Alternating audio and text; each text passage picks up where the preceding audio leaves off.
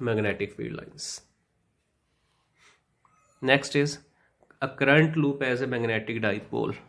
This is a very important topic. Current loop as a magnetic dipole.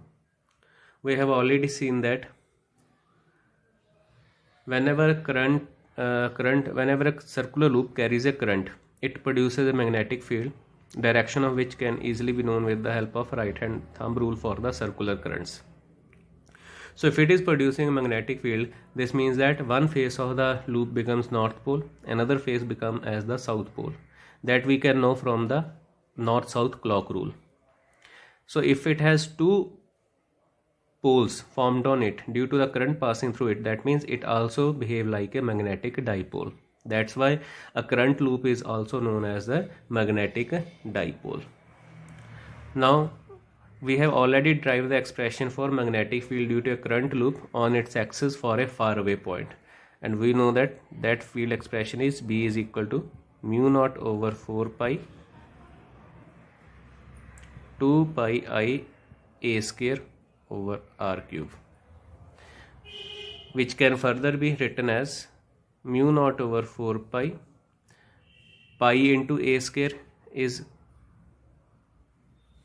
area of the loop into current divided by r cube.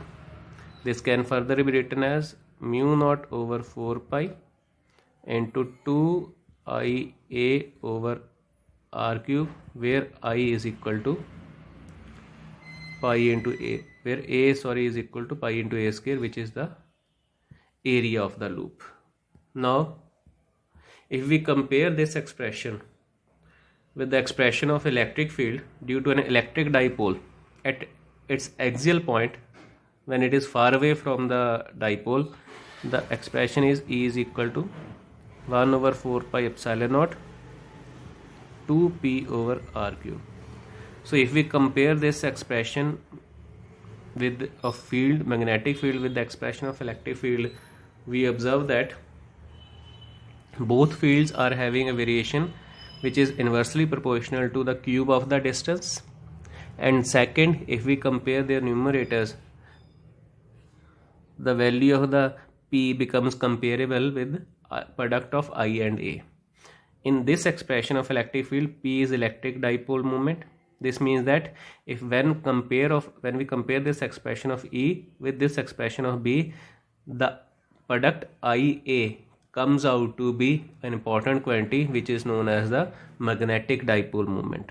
So the product of I and A, product of the current through the loop and its area, we denote it as the magnetic dipole moment.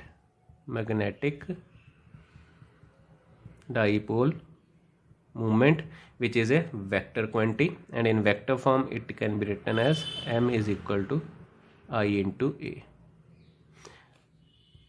Take a close look. Vector sign is placed over the area. That means area possesses vector nature over here. The direction of this magnetic dipole moment can easily be known with the help of right hand thumb rule, which says that if we have this circular loop which is carrying the current, suppose in the anti-clockwise direction, it is carrying the current in the anti-clockwise direction, then we curl the fingers of our right hand in the direction of the current, then the direction of the extended thumb will give us the direction of magnetic dipole moment, which in this case it will be perpendicular to the plane of the loop directed in the upward direction. So this unit vector n cap indicated over here gives the direction of the dipole moment.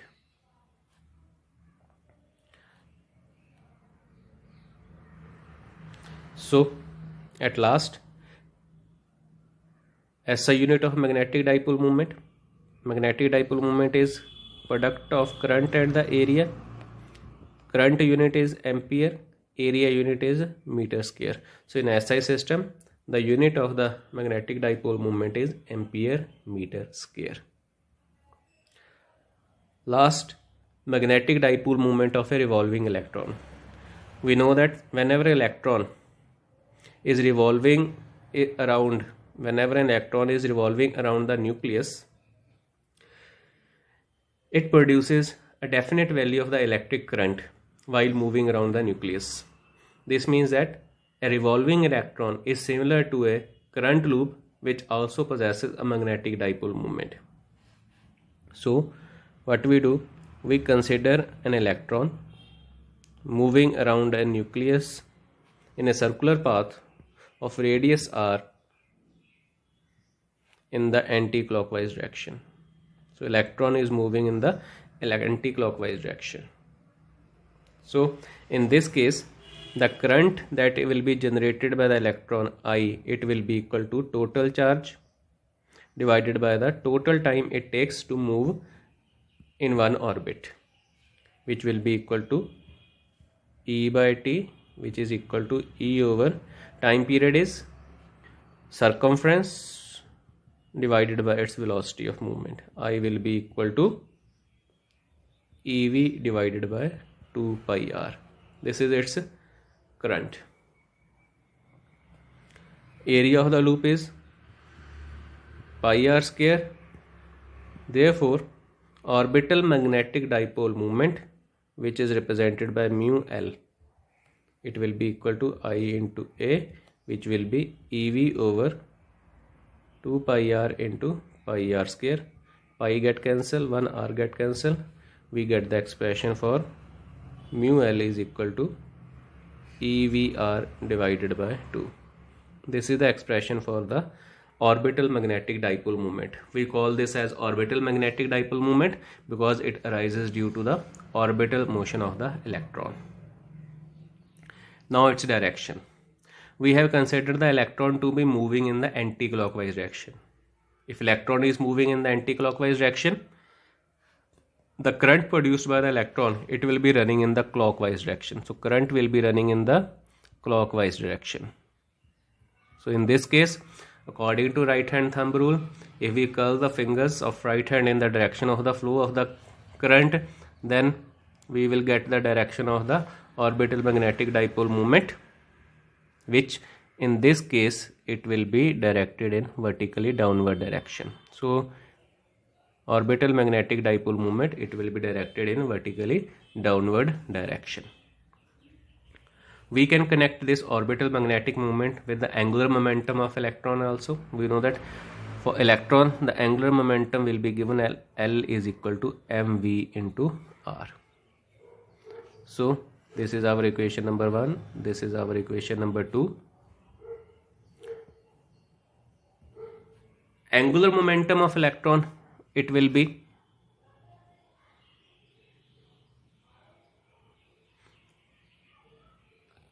directed in the vertically upward direction.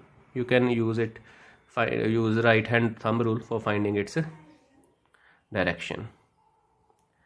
Now if we have divide the equation 1 and the 2, we have mu L divided by L is equal to EVR over 2 into 1 over MVR. VR and VR get cancelled. We get mu is equal to E over 2m into L. This is the equation in the scalar form, and in the vector form it will be mu L equal to minus E over 2m into L vector. Negative sign due to the charge of the electron. Okay, so you can clearly see that over here that mu L is directly proportional to L but directed opposite to it. So both dipole moment and angular momentum are directed exactly in the opposite direction. Here we have important ratio in this equation, which is a ratio of charge and mass, E by 2m. We call this as the gyromagnetic ratio of an electron, and its value is 8.8 into 10 raised to power 10 coulomb per kilogram. Okay, so in vector form we have already written the expression, which is minus E over 2m into L vector.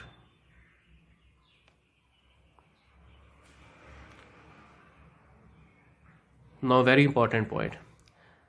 In the Bohr's model of atom, hydrogen atom, we have already seen that if we apply angular momentum quantization condition for an electron, then angular momentum of the revolving electron is integral multiple of h over 2 pi. That is, L is equal to nh over 2 pi, where n is 1, 2, 3, 4, so on, order of the orbit. So if we use this value of L in the equation for orbital magnetic moment, we have mu L is equal to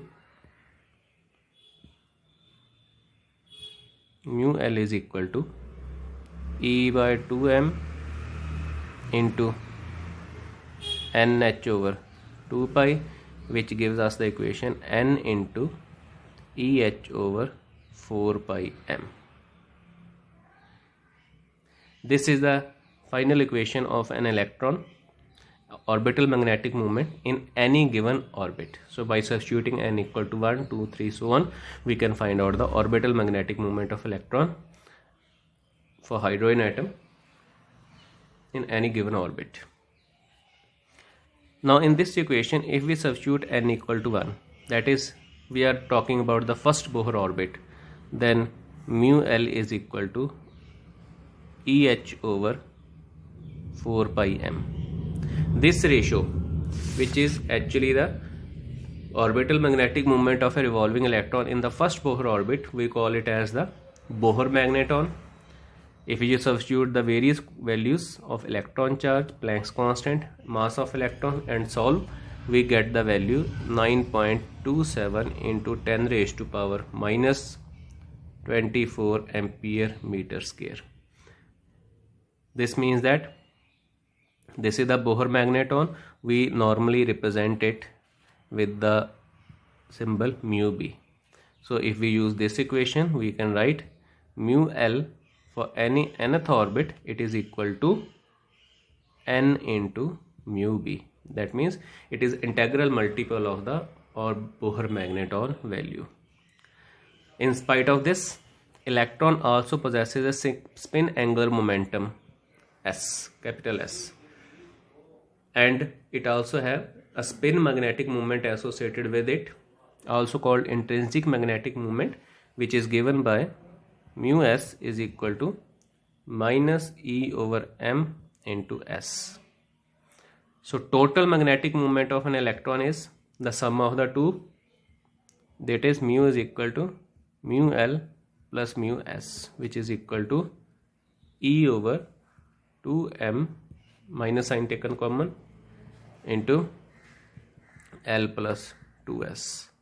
This is the final expression for the total magnetic moment of an electron.